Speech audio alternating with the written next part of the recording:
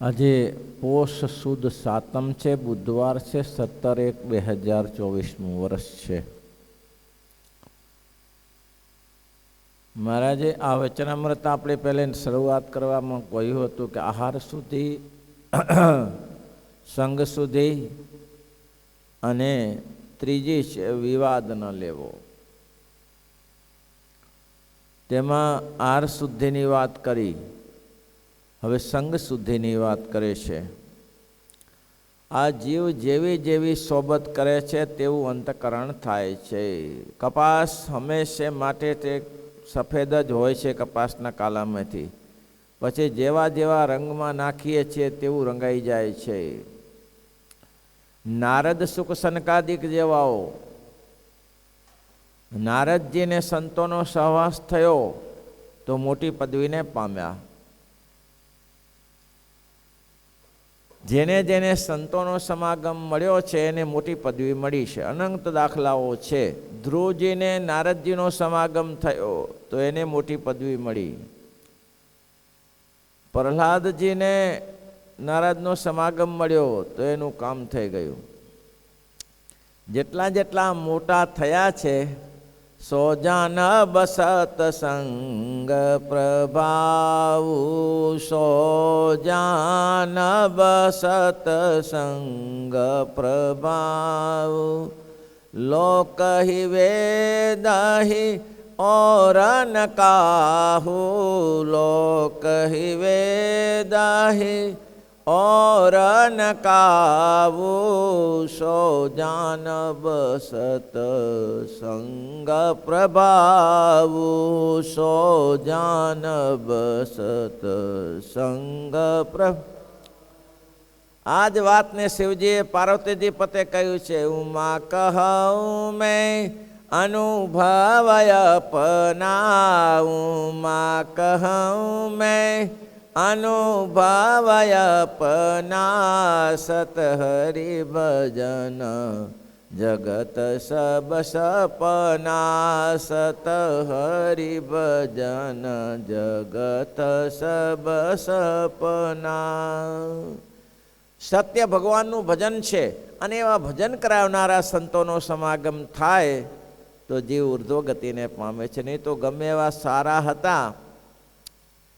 જુઓ, પ્રહલાદજી રાક્ષસ જોનીમાં જન્મ્યા હતા. સંતનો સમાગમ થયો તો દૈવી થઈ ગયા, પૂજનીય થઈ ગયા, વંદનીય થઈ ગયા. જગતમાં એને લોકો સૌ કોઈ સંભાળે છે પ્રહલાદજીને.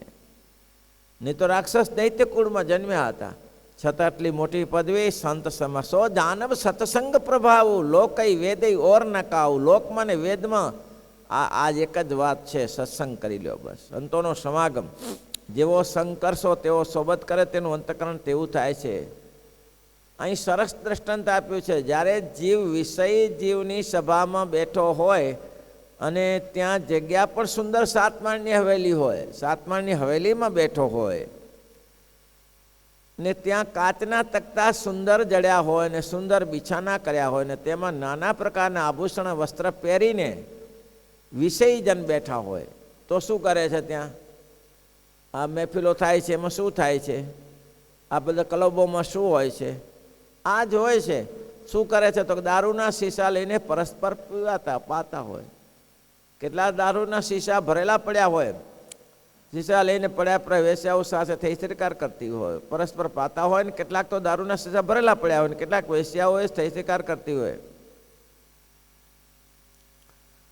કરી રહી હોય ને તે નાના પ્રકારના વાજિંત્ર વાગતો હોય. સભામાં જઈને જન જે સમય અંતકરણ હોય તેનું જણાઈ આવે. આવી સભામાં જઈએ તો શું થાય? આપણે સામાન્ય રીતે જુઓ, આવી કથાઓ થતી હોય, માણસ કથામાં જઈને બેસે તો એનું અંતકરણ કેવું હોય? અને ત્યાં વાજિંત્ર વાગતો હોય, કથામાં વાજિંત્ર વાગે. અને બીજી સભા કઈ છે? લગ્નની. લગ્નમાં જાય ત્યારે એ વાજિંત્ર વાગે છે, લોકો નાચગાન કરે છે. તો કથામાં ધૂન થતી હોય તો ઘણા ઊભા થઈને નાચે, નૃત્ય કરે છે. ભાઈ નૃત્યમાં ફેર છે ભાઈ. મહારાજે પોતે નૃત્ય કરાવતા, મહારાજ સંતોને રાસ રમાડતા. મહારાજ મુક્તાન સ્વામીને કહેતા તમે નાચો. અને જ્યારે મહારાજ કાર્યાણીમાંથી મણકી ઘોડી ઉપર કેટલાય સંતો અને હરિભક્તો આગળ નૃત્ય કરતા હોય છે, પણ એ નૃત્ય ભગવાન લક્ષી છે અને પેલું વિષયો લક્ષી છે, આટલો ફેર પડે. અને વિષયમાં તો ઘણા પડી ગયા, અધોપતન થઈ ગયું. અજામિલનું દ્રષ્ટાંત પેલા વિષયમાં આપી દીધું. કઈ સામાન્ય માણસ નતો, શ્રીમદ ભાગવતનો ભણેલો હતો, પુરાણોને જાણતો હતો અને સમિધ લેવા ગયો હતો. યજ્ઞ માટે આહુતિ આપવા માટે સમિધ લેવા ગયો હતો, યજ્ઞમાં કાષ્ટ લેવા. અને ત્યાં આવો વિચાર આવ્યો, ત્યાં આવું દૃશ્ય જોયું તો કુસંગ લાગ્યો. એટલે એમ કહે છે કે કોઈ એનું ઠેકાણું નથી તો કઈ જગ્યાએ જાગશે. દૂર રહો ભાઈ, કોલસાની કોટરીમાં જવું નહીં હિતાવત છે. ગયા પછી બચવાનો પ્રયત્ન નહીં કરવાનો, દૂર જ રહો. મગ્નિરામ ક્યાં ઓછો હતો, અદ્વૈતાનંદ બન્યા, સામાન્ય પુરુષ નતા. 8 વર્ષે જનોઈ લીધી અને જનેવી લીધા પછી નક્કી કર્યું કે ભગવાન ખોડવા છે, અમુક શું જીવ હશે. ત્યારે થયું હશે 8 વર્ષને તો નાના છોકરાને શું ખબર પડે, ભગવાન મેળવવા છે. ઘરથી નીકળી ગયો, ઘર ત્યાગ કરીને આ માણસ મગ્નિરામ ઘર છોડીને નીકળી. ઘરના વાર્યો ન વર્યો, બસ મારે ભગવાન મેળવવા. ફરતા ફરતા ફરતા ભૂદેવને મળ્યા. ભૂદેવને કહ્યું, ભૂદેવ મને ભગવાન મેળવી આપો. ભૂદેવે કીધું, ભગવાન તો મારી પાસે નથી, પણ માતાજીનો મંત્ર છે, તારી ઉંમર નાની છે, તું ભણી લે. તો સારું, 10 વર્ષ સુધી ભૂદેવની પાસે ભણ્યો. 17-18 વર્ષનો થયો. ભૂદેવે પોતાની કન્યા પરણાવવાનું કહ્યું કે ના ભાઈ, હું એનામાં એ કરવા નથી આવ્યો, હું તો ભગવાન મેળવા આવ્યો છું. તો મારી પાસે ભગવાનનો મંત્ર નથી, પણ માતાજીનો મંત્ર છે, હું માતાજીને પ્રાર્થના કરું, તને ભગવાન મેળવી આપશે. સારું, માતાજીનો મંત્ર લીધો ને ભાઈ પછી તો માતાજીના મંત્રથી બધાને વશ કરવા લાગ્યો.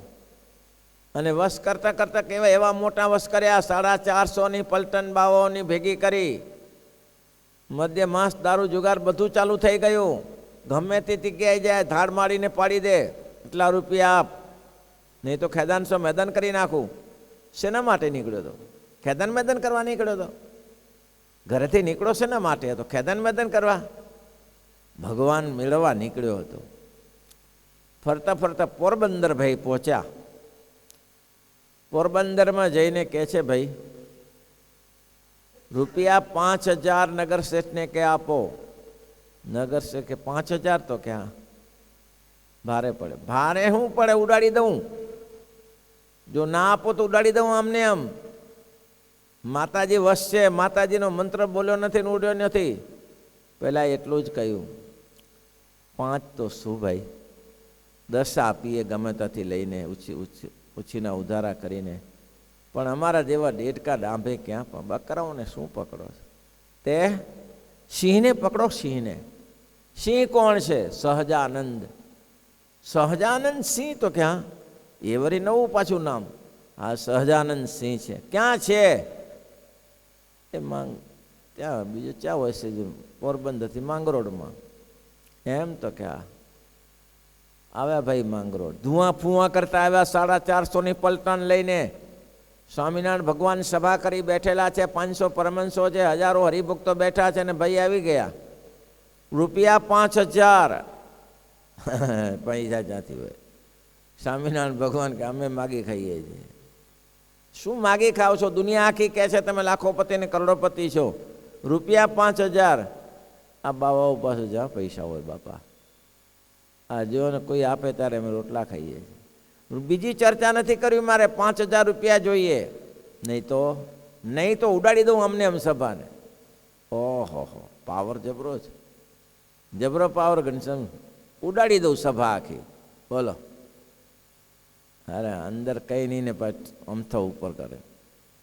બંદૂકમાં ગોળી હોય અને થોડું તોફાન ભડાકા કરે તો બરાબર, ગોળી વગર ભડાકા એ અસર કરે? ગોળી વગર ભડાકા કરે એની શું અસર થાય કહો? ગોળી વગરની ભડાકા ઉડાડી દઉં. મહારાજ કે હવે તમારે, મારે પાસે પૈસા નથી, બાકી તમારે જે ઉપયોગ કરવો એ કરો, અમારે કંઈ વાંધો ને બેઠા છીએ. ભાઈ કલાક 2-4 કલાક મથ્યો, અડદ લઈ લઈને નાખવા માંડ્યો. કોઈને અસર થાય? સ્વામિનારાયણ ભગવાનને તો અસર ન થાય, કોઈ ભક્તોને અસર ન થાય. જ્યાં ભગવાન બેઠા હોય, સંતો બેઠા હોય, તે સભાને કોઈની અસર ન થાય. થતી હશે? આધારાનંદ સ્વામી કહે છે, મરકીનો રોગ આવ્યો. મરકીનો રોગ આવ્યો અને પછી મરકીના રોગમાં પોતે પણ બીમાર પડ્યા. સ્વામિનારાયણ ભગવાન એને ઊભા કરી દીધા. ત્યારે એને કીધું કે તમે શું કરશો? જેવા ખાતે કે તો મરી ગયા છે, જાહેર થઈ ગયા છે. મરી કોણ જશે કે મને પૂછ્યા વગર ક્યાંથી મરી જશે? મારા વગર મરી જશે? અને સ્વામિનારાયણ ભગવાન ભગાદોશી છેલ્લા શ્વાસ લેતા હતા, ઊભા કર્યા. ભગાદોશી ઊભા થઈ ગયા. પછી તો ભગાદોશી સારું ગામમાં નામ હતું, પોતે ગામના મુખી હતા ભાઈચંદભાઈને કારણે. પછી શું થયું? મરગીનો રોગ વધતો જણાયો એટલે ગામના બધા આવ્યા, ભુવાઓ બધા આવ્યા અને આખા ગામ લોકોને કહ્યું કે ભાઈ આ મરગીનો રોગ માતાજી છોડશે નહીં, માતાજી તરફથી આવ્યો છે. માતાજી પશુ વધ માગે છે. પશુ વધ માતાજીને પશુની જોઈ જરૂર છે, તો પશુનું તમે માતાજીને ભોગ ધરાવવા માટેની વ્યવસ્થા કરી આપો. ત્યારે ગામના લોકોએ કહ્યું કે તો મહાજનને મળવું પડે. મહાજન જો આજ્ઞા કરે તો જ પશુનો વધ અપાય. મહાજન પાસે ગયા. મહાજનને કે આ મરગીનો રોગ કોઈને છોડશે નહીં, અને મરગીનો રોગ છોડવો હોય તો માતાજીને પશુનું આહાર જોઈએ છે, પશુ જોઈએ છે. મહાજન કે એ જો એમ થતું હોય તો પણ હવે અમે તો ના મારી શકીએ પશુને, અમારે તો વાણિયામાં તો મરાય નહીં, પણ માતાને ભોગે જતા હોય તમારે કાંઈ લેવા દેવા નથી.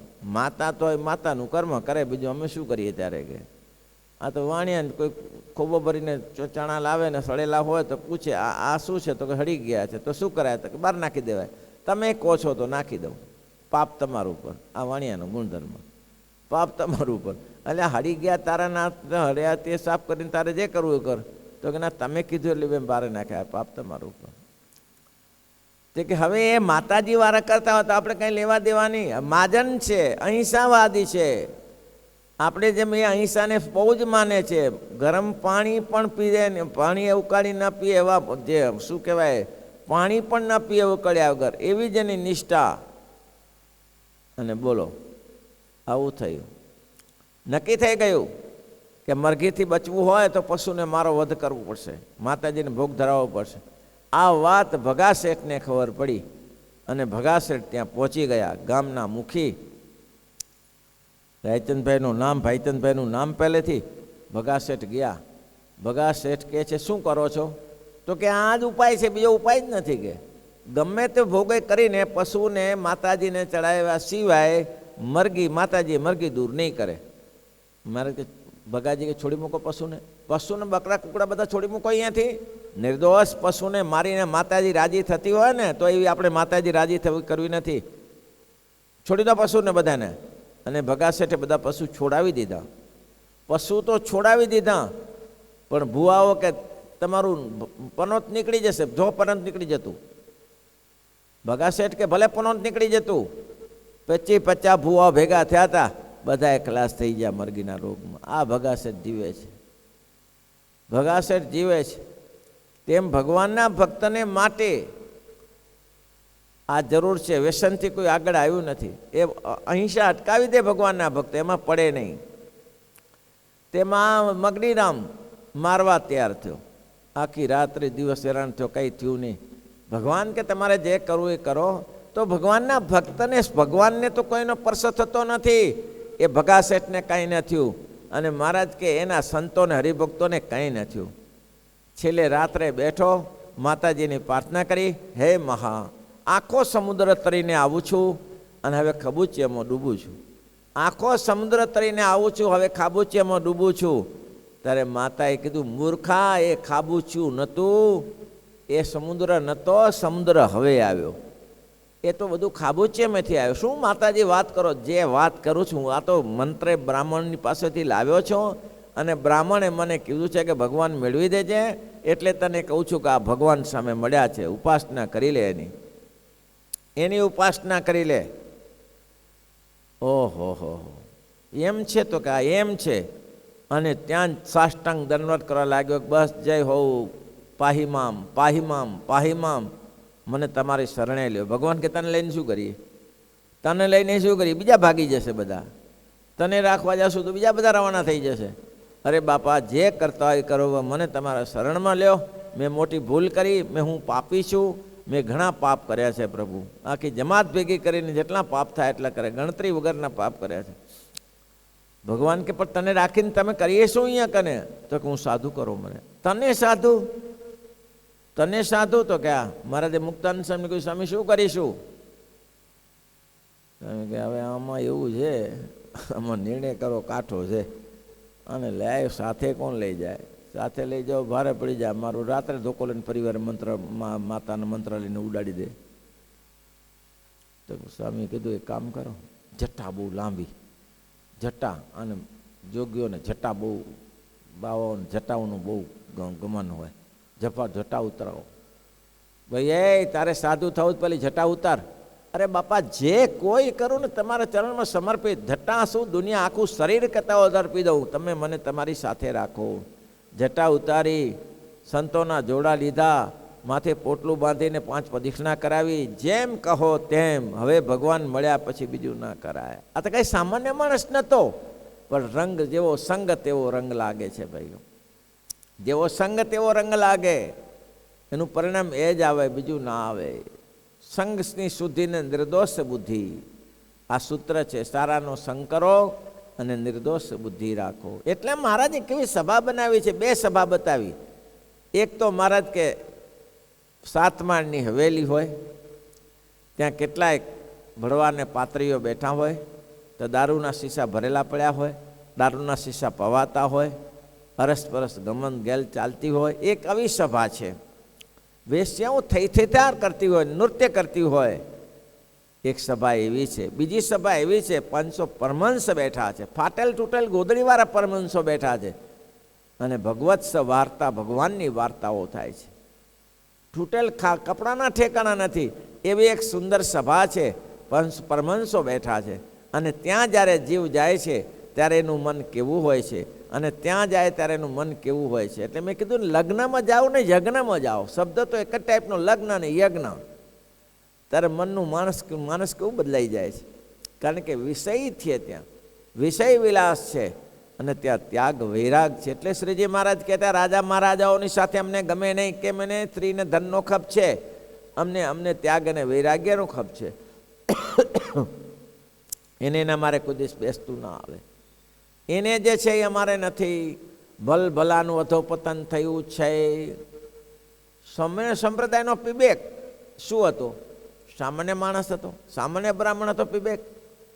શ્રીમદ ભાગવત ત્યાગ શાસ્ત્રનો ભણેલો હતો, પણ કુલાવરવ ગ્રંથનો એને જોગ થઈ ગયો, ભક્તમાળા ગ્રંથનો જોગ થયો. ભક્તમાળા વાંચી અને ભાગવત શાસ્ત્રીને એક બાજુ મૂકી દીધા. મધ્ય માંસ ખાતો થઈ ગયો, બિલાડીના હાડકા ચાવતો, મુખવાસમાં બિલાડીના હાડકા ચાવે. અને કેવું લખ્યું છે, ખરાબ લખ્યું છે એનું અને કીચકનું. સત્સંગી જીવનમાં 2 ભયંકર પાત્ર છે, પીબેક અને કીચક. જેતલપુરનો કીચક અને ગવાટીનો આ પીબેક, આ 2 ખતરનાક પાત્રો લખ્યા છે. સામાન્ય માણસ નતા હો, બહુ વિદ્વાન હતા, ભણેલા ગણેલા હતા, પંડિત હતા. દુનિયાથી પૂજે, દુનિયા જેને પૂજે એવી હતી, પણ બીજી રીતે પૂજાતા થઈ ગયા. કેમ? સંગ દોષ. અત્યારે જે આપણે જે સ્કૂલો અને કોલેજો ચલાવીએ છીએ અને સરકાર પ્રશંસા કરે છે, એનું કારણ શું? એનું કારણ એ જાણે છે કે ધાર્મિક સંસ્કૃતિ આપણી પાસે છે. માતૃદેવો ભવ, પિતૃદેવો ભવ એ આપણી પાસે છે. ઈસાઈ સ્કૂલો ચાલે છે. ઈસાઈ સ્કૂલોમાં માતૃદેવો ભવ, પિતૃદેવો ભવ નથી, પશુની હારે ચાલે છે. ઈસાઈ સ્કૂલોમાં ઇંગ્લિશ સિવાય બીજું બોલી ન શકો તમે. અને જો હિન્દીનું કોઈ બોલ્યો, છોકરાઓ ચર્ચા હિન્દીમાં ક્યાંક કરી તો ધોઈ નાખે મારીને. એ ઈસાઈ સ્કૂલો છે. તેમ છતાં લોકોને ઈસાઈ સ્કૂલો સારી લાગે છે, પોતાના છોકરાને ઈસાઈ સ્કૂલોમાં મૂકે છે, ક્રિશ્ચનોમાં મૂકે છે. પરિણામે જેટલા જે ભણેલા જુઓ ને, ઘરમાં આપણામાં હોય કે બારે હોય, બુદ્ધિ કેવી ભ્રષ્ટ થઈ ગઈ છે. કંઈ સંત ના મનાય, કોઈ હરિભક્તો ના મનાય, બસ પોતાનું પદ લઈને બેઠા રહે છે, બસ પોતે આપણે જે કરીએ છીએ તે બરાબર છે. જેટલા ઈસાઈ સ્કૂલોમાં ભણેલા છે એની પોઝિશન નથી, માતા નથી, પિતા, પશુ જેમ પોતાના બાળકનું પાલન કરે છે, એને કાંઈ એનો સ્વાર્થ નથી. તેમ માતા પિતા આપનું પાલન કરે છે. કેમ? તો કે એ પોતાના વિષયમાં પડ્યા છે અને તમારી ઉત્પત્તિ થઈ છે એટલે એનું પાલન કરે છે. આવું જ છે. આ નોલેજ એ લોકોનું છે અને એમાં જઈએ છીએ આપણે. એમાં બધા વિદ્યાર્થીઓ અંગ્રેજી ભણે, છોકરો ઘરે અંગ્રેજી બોલે ને કાલી કાલી ભાષા, એટલે વાહ વાહ વાહ વાહ શું ભણે, ગુજરાતીનો અભ્યાસ નહીં. પરિણામે એ છોકરું ધોકો લઈને મા બાપને ફરી વળે છે. એ જ છોકરું ધોકો લઈને મા બાપને ફરી વળે છે. સંસ્કાર જ એવા નાખ્યા છે.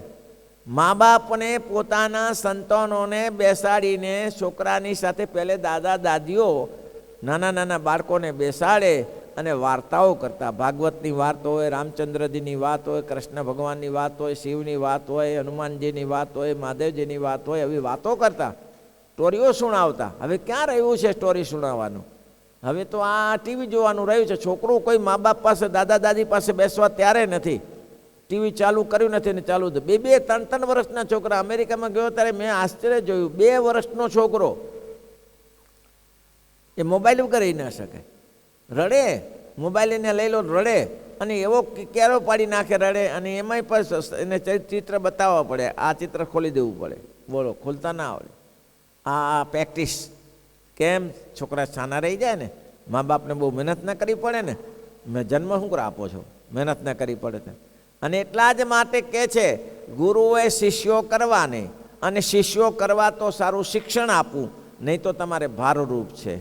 અને મા બાપે પુત્ર સંતાનોને જન્મ આપવો નહીં, અને જન્મ જો આપો છો તો એની કાર્યવાહી કરી લો બધી, અને સંસ્કારોનું સિંચન કરો. નહીં સિંચન કરો તો આ લોકને પરલોકમાં બંને જગ્યાએ તમને ભારે પડશે. આપણે જ્યારે સ્વતંત્ર સંગ્રામ ચાલતો હતો ત્યારે એક ભાઈને ફાંસીએ ચડાવવામાં આપ્યો. ફાંસીએ ચડાવ્યો ત્યારે એને કીધું, તારી છેલ્લી ઈચ્છા છે? ત્યારે કે હા, મારી માને મળવું છે. એની મા પાસે ગયો અને તરત નાક કાપી નાખ્યું, બટકું ભરીને નાક કાપી નાખ્યું. એની માએ કહ્યું, મેં શું ગુનો કર્યો? તે જ ગુનો કર્યો છે. જ્યારે હું ચોરી કરતો હતો ત્યારે તે મને રોક્યો નહીં, અને તને સારું લાગતું હતું, અને પરિણામે મોટો ગુંડો બની ગયો, મોટો ચોર બની ગયો, અને આ ફાંસીએ ચડું છું અત્યારે. એ તારા કારણે જ છે. તારા ધંધાથી જ આવું થાય છે, બાકી આવું ન થાય. તે દિવસે મને અટકાવ્યો હોત તો ન થાય. અત્યારે નાના છોકરાને અટકાવવા રસ્તોએ અટકાવી દેવા પડે. આ ના કરાય. બાપા, આપણે કોઈનું લેવાય નહીં, આપણે કોઈથી દૂર રહેવાય, કોઈનું ખવાય નહીં, કોઈનું પીવાય નહીં. આ સંસ્કારોની જરૂર છે. ઈસાઈ સ્કૂલોમાં જવાથી, ક્રિશ્ચનોમાં જવાથી આ બધી બુદ્ધિ ભ્રષ્ટ થાય છે, અને એ પોતાનો સંપ્રદાય સિદ્ધ કરે છે. એ ક્રિશ્ચનોને જાણે, મધર ટેરેસાને જાણે, એ સંતોને ના જાણે, સાધુ સંતોને ના જાણે. અને ભૂલે ચૂકે પણ આ ધંધો આપણે કરાય નહીં. એટલા માટે સ્વામિનારાયણ સંપ્રદાય ઘણી બધી ગુરુકુળો અને સ્કૂલો અને કોલેજો ખોલે છે, અને સારા સારા ધાર્મિક લોકો ઘણી સ્કૂલો અને કોલેજો ખોલે છે. એમાં જાઓ, જેમાં રામનું ને કૃષ્ણની ધૂનો થતી હોય, જેમાં ભગવાન સ્વામિનારાયણનું નામ લેવાતું હોય. પ્રાર્થના થાય. આપણે સ્કૂલોમાં પ્રાર્થના કરાવીએ છીએ. સ્વામિનારાયણ ભગવાનના ચરિત્રો સંભળાવી, પ્રાર્થના કરાવી, આપણે શિક્ષાપત્રીનો એક શ્લોક છોકરાને સંભળાવીએ છીએ. શું કરવા? આપણે શું સ્વાર્થ છે? આપણે ભારતમાં રહીએ છીએ, આપણે લોકોના રોટલા ખાઈએ છીએ, અને આપણે ઋણી છીએ આ સમાજના. તો સમાજ જો નહીં હોય તો તમે ક્યાં રહેશો? સમાજ જો બગડી જશો તમે ક્યાં જશો? સમાજની સેવા કરવી આપણી ફરજમાં આવે છે ભાઈઓ. એટલા માટે એ કહે છે, સંઘની શુદ્ધિ, નિર્દોષ બુદ્ધિ, જેવો સંગ તેવો રંગ થશે થશે ને થશે. માટે સમાજમાં જે કોઈ કથાઓ ઓનલાઈન ઉપર સાંભળતા હોય તેને વિચાર કરવો જોઈએ કે ઈસાઈ સ્કૂલોમાં આપણે મુકાય નહીં સંતાનોને. આપણી ભારતીય કોઈ પણ નાની મોટી સ્કૂલોમાં આપણે એન્ટ્રી આપીએ, પણ તે એન્ટ્રી ના અપાય. શ્રીપતિમ શ્રીધરમ સર્વદેવ.